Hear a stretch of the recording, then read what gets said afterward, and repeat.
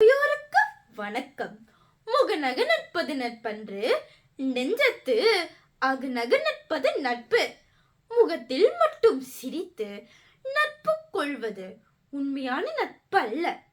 மனதார அன்புடன் இருக்கும் நட்பே உண்மையான நட்பு என்று கூறி என் உரையை தொடங்குகிறேன். பொதுவாக செல்வம் என்றால் என்ன நினைவுக்கு வருகிறது? பணம், நகை, வீடு, வாகனம் இவையே அல்லவா? ஆனால் பணத்தால் வாங்க முடியாத ஒரு பெரிய செல்வம் நல்ல நண்பர்களே ஆகும். நண்பர்கள் நம் வாழ்வில் மகிழ்ச்சியையும் துணிவையும் அளிப்பார்கள். வெற்றி பெற்றால் வாழ்த்துவார்கள், தோல்வி அடைந்தால் ஊக்கம் தருவார்கள்.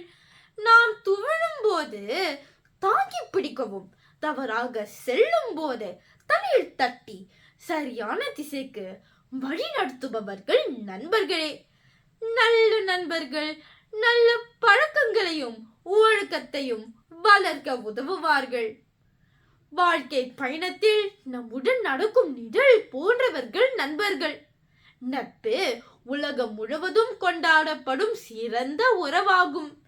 எங்கோ பிறந்து எங்கோ வளர்ந்து எதிர்பார்ப்பில்லா தன்னம்பிக்கை ஊட்டும் நட்பே சுயநலம் இல்லாமல் பழகக்கூடியது.